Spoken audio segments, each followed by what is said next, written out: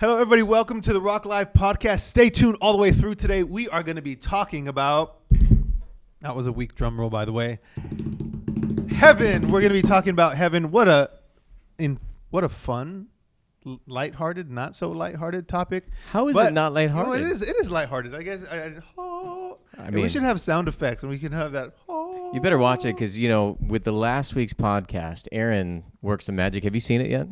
Wait. You got to look at it. Oh, was it on the front end, the editing? With your eyes. Okay, I'm going to have to check that out. Uh-oh. So you got to... Well, even the image. I saw the image. You saw the image? I look like I'm getting baptized by you. The thumbnail, right? Yeah. Yeah, the thumbnail. I look like I'm getting baptized by you. Well, speaking of past podcasts, today you'll see we have some coasters in here. Coasters. Shout out to my friend John who came up to me. Now he's been watching, and so he's been watching the saga of the spills. The saga of the spills. The saga of the spills to cups to someone said I had a baby bottle or a sippy cup. And so now we got some things, and these ones are awesome because they have some verses in them. Yeah. What are those ones, Pastor Dan? I've got one of my favorites that I proclaim over my life every day, Joshua 1:9. I start with 1:8. But I love Joshua 1:9. Be strong and courageous. I got that one. And then this is a good one. 1 Thessalonians 5:17. For those of you who want to know the will of God for your life, this is part of it. In all things, give thanks. That's a really good one. So, and then under my cup. Yeah, the one you're. I love this. Psalm 12:3. 12:3. Yeah. He restores my soul. Yeah. Can we get a Bible check? A Bible check. Yeah, I thought that was Psalm 23. Is it both? Maybe. Psalms 12. David was maybe, in his maybe fields. I know the word says stuff multiple times. Yeah. So yeah, maybe we can. I have James 4:6. I thought this was a good one for me. He shows favor to the humble.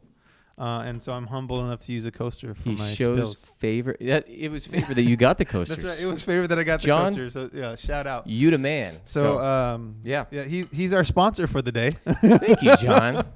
This first sponsor podcast brought to you, by our sponsor, John. Well, and one of the comments this week was, I just came for the tea, right? Because remember we were from the tea from the story. And I did talk to your brother, Jason, and I was like, hey, man, we were going to... You talked to him? We talked about it in the podcast this week. He's like, dude, He has no recollection. Nothing. Does not remember that period of his life. I would choose to forget that one too, right? Because you guys are still boys. Yeah. No, and we love each other. And he's happily married. I'm happily married. In fact, his son just had a birthday. My son just had a birthday. So, yeah. Man, adults. Past all these days, grown men. I've got an adult. He's got almost... he has one adult and one on his way. So the next generation of Roth men are now adults. Wow. It's crazy. Yep. What an amazing thing. It is amazing. So today we talked about heaven, but we are still in this series, and it's going to spin off. We're going to go on a kind of a little tangent of a conversation that I think is really fun. But it's not so much of a tangent because it does relate to what we've been talking about. It relates because we talked about how we died to sin, how we were buried with him through baptism, right? Yeah. And that old life is over and done with. But then we talked about how we're raised again to new life and how now we have the hope of heaven. Yeah. So there's a hope. There is a hope, yeah. And I don't know that I said it in all the messages, but one of them, I remember talking about how people are getting buried in their Cadillacs and with trailers, and even you can't take your gold teeth with you to heaven because, Was that part of like a story or a joke where you're like, hey, why are you walking around? Hey, why you got asphalt in your teeth? That's we put streets of gold, yeah. No, that was actually just a joke. That was on the fly. I had never thought about that before it flew out of my mouth. Yeah. So that's one of those fun things about preaching is that sometimes you catch something. Which service did I say that in, right? Yeah, I don't even remember. I do not remember. First. It was first. Was it first? Yeah, it was first service. First service. All right. Shout out to first service people, but sorry, second service. You didn't go to all three if you want all the jokes. Hey, if you want the jokes. Actually, there's been times where some people who have sat through all three have come to me and said, Pastor, every single one was so different. Yeah. Then there's other times that people are like, you're like a sewing machine, man. Just, right. No, that's true. I've noticed that because I've sat in all three several times. And I know that sometimes it's like, you're going right through and you get the same things. But obviously, the people in each congregation are different. So as a preacher, as a communicator, it's not like you're not on a script. You are ministering to them as well. And so what's been fun is Saturdays lately have kind of been a little extra because I know that we're not that's right, recording. We're not online on Saturdays now. Unedited version. They're getting the unfiltered Yeah, that is true. I've heard a couple either jokes and stories and extra comments. Yes. Yeah. Things that I would say to my congregation that I don't want said to everybody out there in the world, No, that's good. That's fun. Hey, so Saturday, 10 a.m. If you want the juice, you got to come. I know soccer season's going to be starting soon, sports seasons. So maybe you got games on Sunday. Yeah. Saturday's a great option. Great option. Yeah. So intimate. And then also, wonderful people. Another plug for families getting their children acclimated. You know, sometimes the number of children as you learn to let your baby go to, hey, come on Saturday, there's less children, and so they can more attention for your child. Yeah. And so if that's something you've been concerned about, I don't go out checking in your kids. I know that in new generations, that's kind of been one of the apprehensions. Yeah. So I think the negative, there's been some negative about that. You know, for a while there was the helicopter parents that just hover over their children. Yeah. And then now there's something that they're calling gentle parenting. Yes. And if you were a gentle parent, I would encourage you to firmly discipline. You know, kindness and gentleness is a fruit of the Spirit, but where I think that sometimes this parenting style lacks is in the sense of that there's structure and discipline. Yeah. Structure is so good for kids. Yeah. And I'll speak to this and know that my heart is that I feel for people who have children with special needs and people who have challenges with their children. And there's a rise of that, and one of the things that I've seen is that structure helps in those areas. Consistency helps. And those are things that can really, really be a good thing. And so for the parents out there, hey, I know you're doing your best. We did our best, and like you said, we've got adults now and they're doing okay. And we went through some challenges too, but structure, consistency, discipline, all those things are very healthy things. So don't be afraid. Don't be afraid to parent. No, we love it. And so we love you guys. We want you to come, and that's the several opportunities there are to get involved here at church. And we'll take questions too if you put them in the comment section. I'd love to do a parenting podcast. That would be great. That'd be kind of fun. If this sparks something in you, or if you're just offended and mad at me right now for even saying anything. Well, no, I know, like, for example, I can hear some of the feedback because I've heard the criticisms against what we know as gentle parenting versus what maybe true gentle parenting is. Sure. Is because I think the influx of there's like, well, no, a true gentle parent still disciplines and still does some of these. And I think some of that is, but it's a new term to me, so I don't understand. Unfair to the maybe true gentle parents. The stigma of gentle parenting is they get to do whatever they want. Gotcha. But that does happen, and we do see it. And so I know those are the things we want to encourage, and we all just are trying to do our best, like you said, as parents. And I know it's my son's 15th birthday today. He turns 15. Today. To my youngest, we're different parents. Oh, of 10 course. years later, like there's a 10-year age gap. The oldest always has this thing like, why did you let them get away with murder? I never got away with that. Yeah. So anyways, Pastor Dan, heaven. Speaking of oh my gosh. We're talking about heaven. That was a long way that was a long way around, but it was great. We made it. This was a topic, it came to mind because I think there are some great conversations about it, but there are a lot of questions. And so I think one of the ways that we, again, we learned about it, we as believers, heaven is in front of us, but we also know we all have a life to live. I mean, we've even talked about in ministering, if it was just about going to heaven, then right after you got saved, you would just get beamed up, right? Like, all right, beam me up. I'm done. Take me to heaven now. But there is a sense of this life that we live now. And I think sometimes social media changes a different picture, but there are true conversations taking place of what's the amount of weight or attention that we should now focus on our lives as believers headed for heaven, right? Denying our place in hell. What value do we need to attribute to heaven, or how much thought process? I was like, oh my gosh, I just can't wait to go to heaven. I just can't wait to go to heaven. Or I don't know. Am I making sense? Yeah, the Bible speaks to that. I think that the Apostle Paul talking about for me to live as Christ and to die as gain. Yeah, that's a great perspective that I think all of us need to have. There's been a lot said about this over the years, and I've got a flurry of different quotes and thoughts and different scenarios that are flowing through my head while you're asking this question, because there have been the overemphasis to where people that are considering heaven and especially when you start getting into end times theology. I know people who in the 60s, because there was such a heavy emphasis on Christ's return, and they were saying, hey, we're seeing the civil unrest. We're seeing, boundary lines and mile markers moved and things like that. Jesus has to be coming back, and they're calling this person the Antichrist and that person the Antichrist. And we're seeing these throngs of war, and at the time communism was like the big thing that they were fighting against, because they'd seen fascism and Nazism, and they'd seen these were all children of World War II parents, right? The great generation that came out, and then the boomers are coming, and now you've got the sexual revolution, you've got the civil rights movement.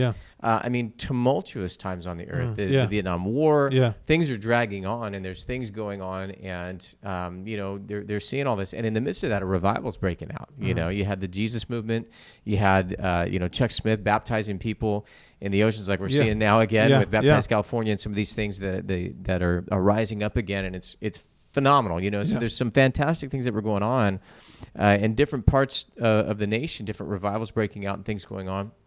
And so in the midst of all this, people are saying, hey, we're saved, we're going to have Jesus coming back any moment. And so they would never thought about things like retirement, because they figured Jesus was coming back before they would need retirement. So they never paid into retirement. And now they're going, what are we going to do? Because there ain't nothing there. They didn't invest. They didn't take their time. Right. And so the reason why I say that is because there's a great phrase, and I hope I don't mess it up when I say it, but it says to live like Jesus is coming back today, and to plan like he's not coming back in our lifetime. Right. So, I think that when we talk about our focus on heaven, we need to live like we're going to heaven.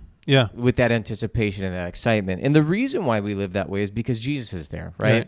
I think some people might say, I just want to get away from this evil world. Yeah, right. And that can be escapism. Like, you see it in the Bible with Elijah. It's enough, Lord, just kill me now. Yeah. Right? Yeah. And I think that's a thought that many people have, like, I can't bear the circumstances around me, so let me just end it all and go to heaven, right? God, can you just kill me now? And that way it'll be done. It's over with. I just want to go to heaven. Why? Because they want to escape the earth. Right.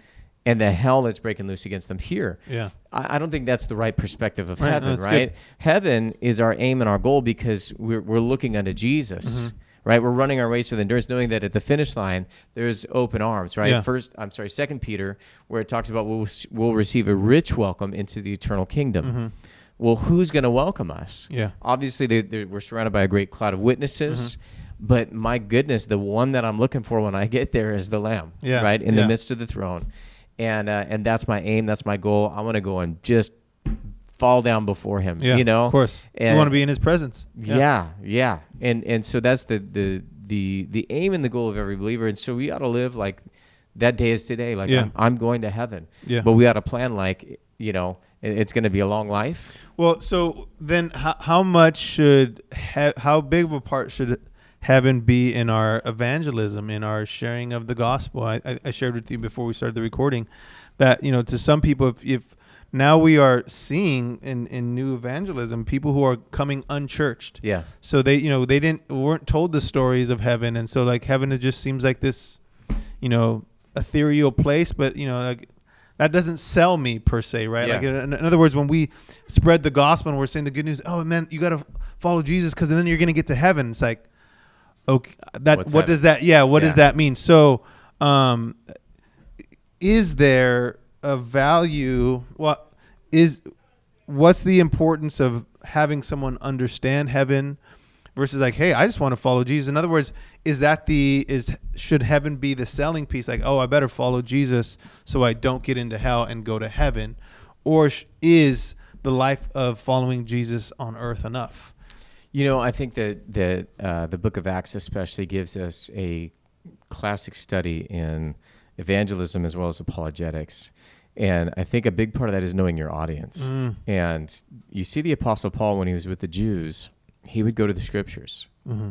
He would go to things that they understood and knew. Right. And he would, build on the law, and that we can't accomplish that we need Jesus to take care of our sin. Yeah.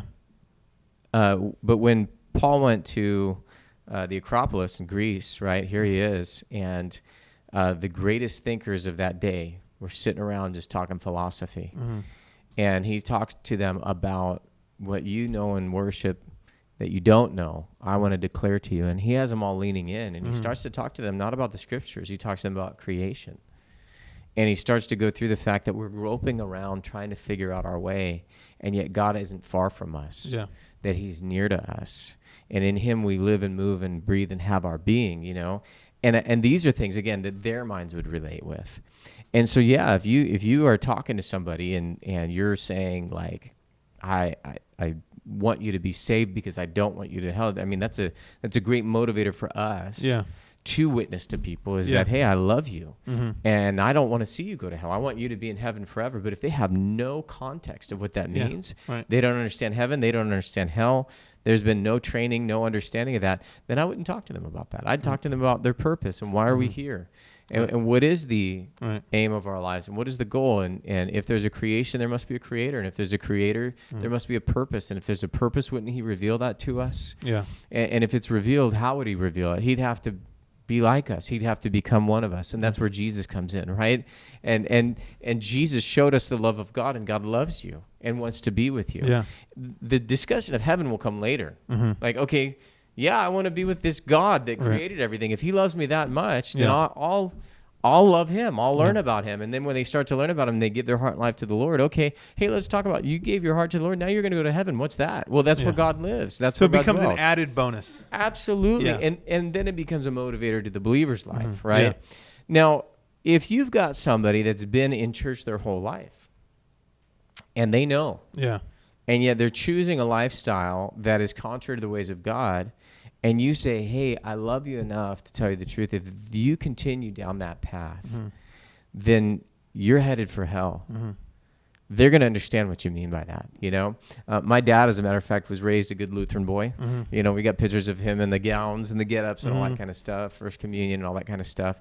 And I remember him telling me, he said that when he heard the doctrine, if you will, of the rapture and the end times and the return of the Lord and, you know, all the things that were going to come on the earth and then heaven for the believer and hell for the unbeliever, he said it scared him so bad that he gave his heart to the Lord. But he had the context of the Lutheran Church growing up. He had the context of the scriptures growing up. So it would be more like the Apostle Paul ministering to the Jews than ministering to the Greeks, you know, and so we can see that. And I think that's where we have to be wise in our witnessing and in our evangelism, if you will, that helps whoever the audience is, the listeners, you know. When I do an altar call at the Rock, I have a pretty standard altar call. In fact, you could probably write it down and read it week to week. It's pretty standard. It covers a lot of bases. And I trust the Spirit of God that as I'm casting a wide net, that God's going to fill it with fish. There may be people that have no church context and people that have all the church context in the world. You know, there may be believers, unbelievers, uninformed, and informed. You know, so we see all that coming to the altars. There's people up there that they're just there because I felt something today that I've never felt before. It wasn't words. It wasn't. They don't know how to describe it. There's no. There's no church. There was no overcoming objections. They had no objections. They just felt something, and they felt like it was right to raise their hand and walk the aisle and pray that prayer. You know, and so what we do is we sort that out in the back. You know, like we take them with our faith-filled friends, and we get them to a place where they have a one-on-one conversation, and they say, "What brought you to the altar today?" And some of them will say, "Man, I was raised in church, and I fell away from God.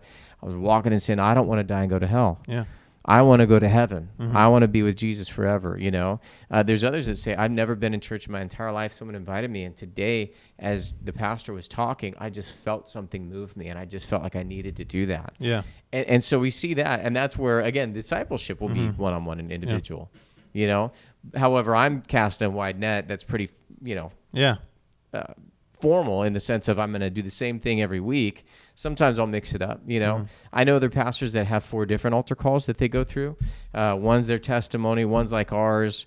One is for people who have no church context, and I forget what the 4th one is. But you know, they have these different ones that that they go through. But it all comes to the point of, hey, you need to respond and give your heart to the Lord.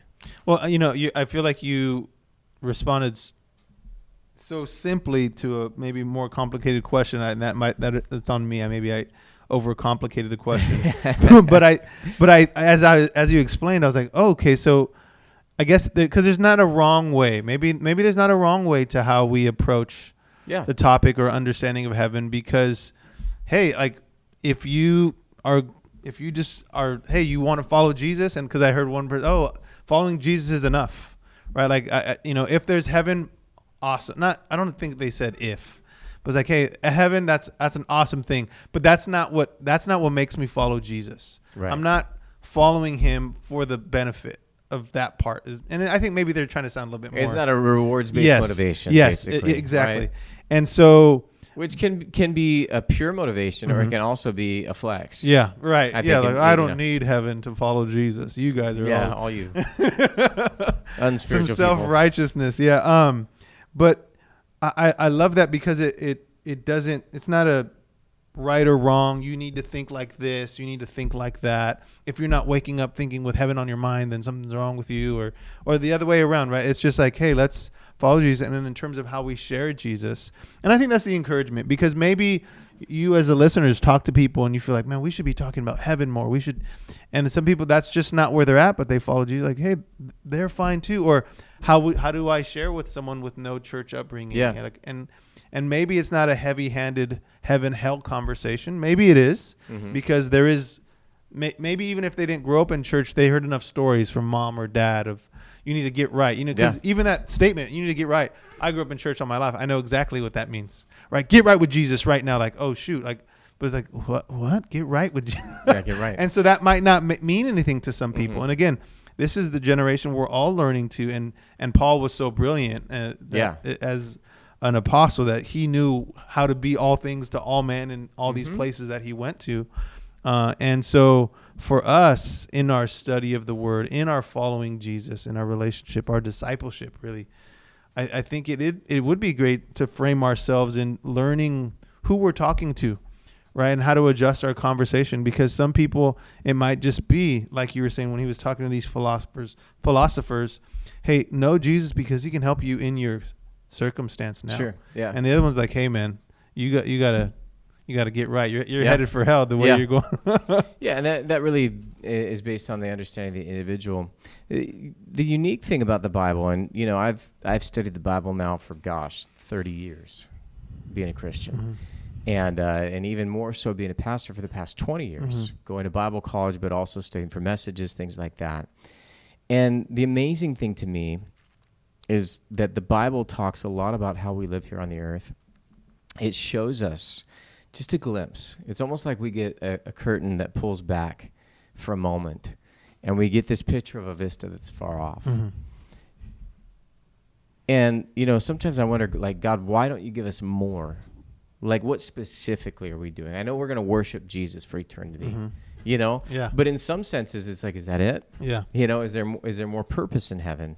So we'll be with him forever, We get some glimpses in the parables. You've been faithful over a little, I'll put you over much. Enter into the joy of your Lord. I'll give you authority over 10 cities.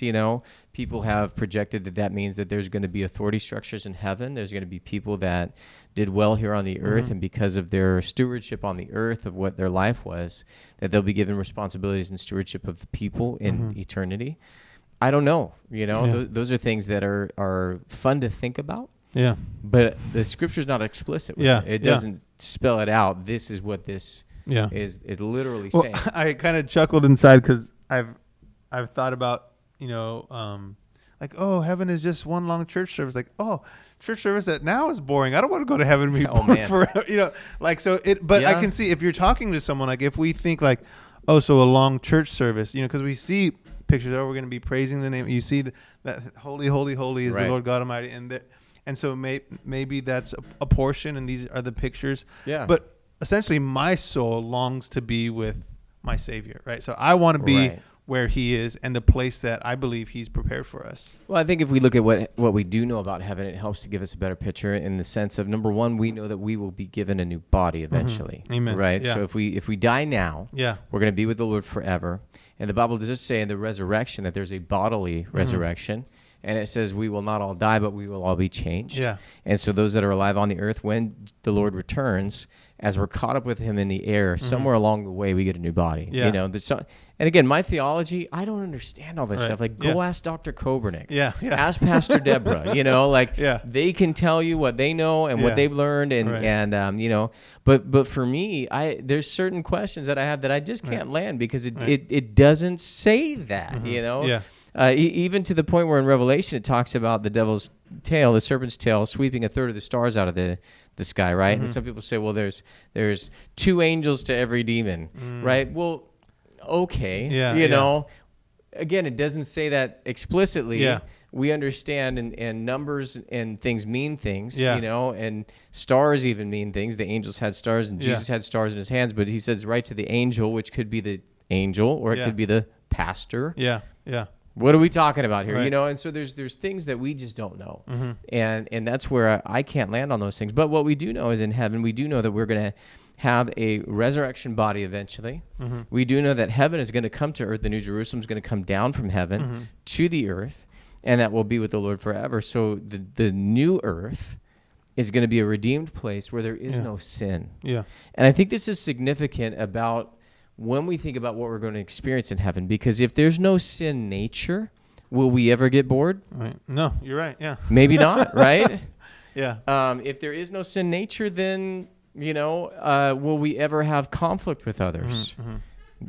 Probably not, right? There's not going to be disagreements or things like that. There's a brilliant book called The Great Divorce by C.S. Lewis. I tell you, man, that book changed my thinking about heaven in many ways.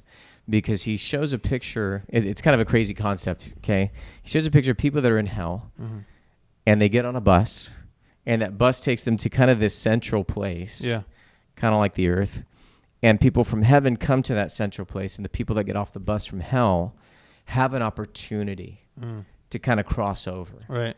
But the people from hell are so tainted that everything in that environment is like toxic to them. Right. Raindrops are like bullets. Right. Blades of grass are like knives. And everything good and lovely to them is disdained. Whereas the expressions that come out of the redeemed and the people that are renewed are so good and so pure and so holy that it's like it almost seems like those people that you're like, are you fake? Like here on the earth, you meet somebody and they're like, oh my gosh, and you're just like, that's fake. You can't be that happy. But it changed my perspective on heaven because I thought, without a sin nature, what will we be like? And it's not fake. Right. It's really who we are. I met certain people, Tony Cook and John Bevere. These guys are genuinely the nicest people on the planet. Well, that's true because that's our distrust of people. That we would think someone has to be. Like, you can't really be that nice. You can't really just trust me. You can't really just like me because we don't just like people. Right? Oh, I know. Because we have our own preconceived notions and our disappointments and letdowns. And even to the point where, like, I gave, I just mentioned 2 guys, I give them a ride or, help them out with something or send them an email. And they, like, over the top thank me. And I'm like, what do you want? Well, and it seems like that. But now that I know their character. And now that I know who they are. And now that I know that, you look at the redemptive power of God in someone's life. They really are that thankful, and they really do honor people like that. And so that's where I think in heaven, when we look at what heaven's going to be like, without sin, without sorrow, God's wiping away every tear from our eyes. When you take a look at these things, it's almost like, wow, okay, look at what that expression is going to be like. So worship will even change, because right now worship can be tainted by our sin nature in our preferences, in our prejudices. I don't like that style of music, right? That's a prejudice against the style. And our preferences. Oh, I like it loud. I like it quiet. Right. I like it pumping. I like hymns. I like electric guitar. Drums. There can be so many things that are muddied in there. So if we're worshiping for 1,000 years and then we're like, hey, another round, like. It might be the most amazing thing, Same thing with just, we've talked about in heaven, we know that there's no marriage or given in marriage.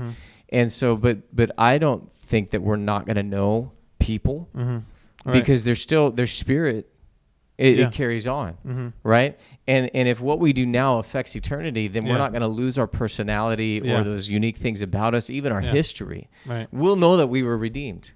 And hopefully, I hope that God sits us all down, gives us popcorn and Red Hots, and like plays the playback reel of history from his perspective. Wow. You know what I mean? Like, what would that be like to see, oh, that was you, God? Yeah. Or, oh, man, that was the devil. Right. Yeah. Or dang, the flesh really got involved there, didn't it? Well, you see the enemy coming in and how God swoops in Oh, at the man. last moment. How many car accidents? How many disasters? How many, I just don't feel good today. I'm not going into work. And then an active shooter situation or whatever it is, you know.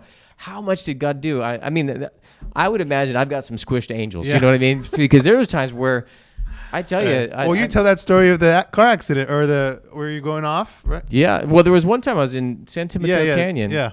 And I tell you, I was driving around this curve, and this large truck just came barreling around the corner into my lane. I closed my eyes and said, "Oh God, here I come." Yeah. I mean, literally.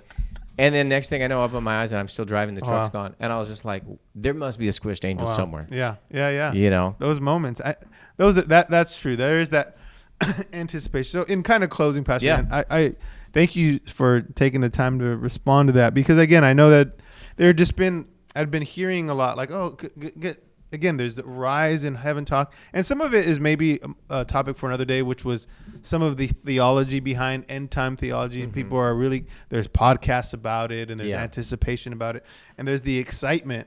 And then there's people like, well, okay, cool. You know, and almost like this back and forth banter, especially on social media. Why do you care so much? Well, you're overthinking it and this and that.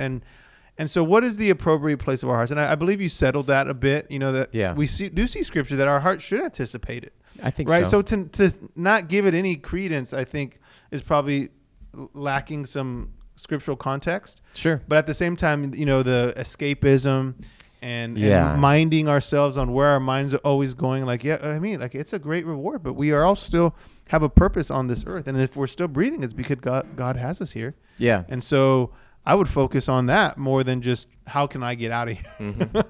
And I think to address those things, you know, I think that in one sense we need to be hopeful. I think that hope is of God. Yeah. Right. And when you look at biblical hope, it's confident expectation of God's goodness.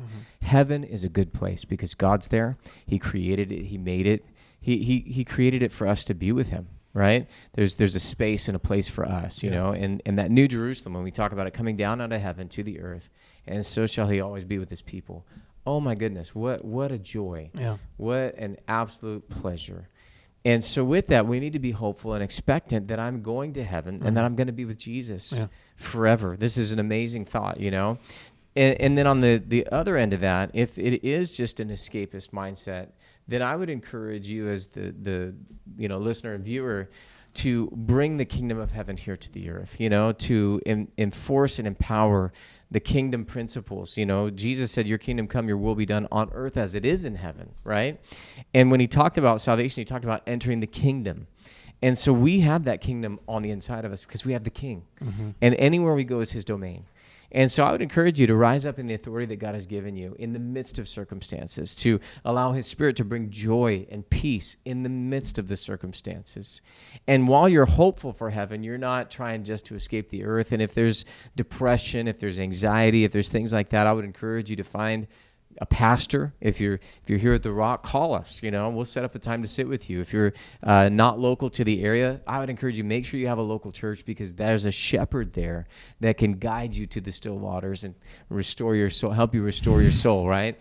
And just make sure that you have what you need in order to not just try and escape, but to thrive and to succeed in life, bringing the kingdom here on the earth so that, you know, it's not a drag and a drudge. It doesn't mean it won't be hard. It sometimes life can be so hard.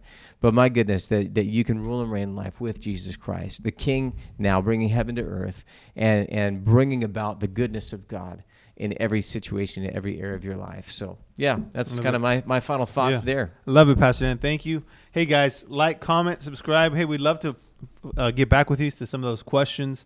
And let us know maybe some topics or questions you have. We can make it a whole podcast out of it. Love you guys. God bless you. We'll see you soon.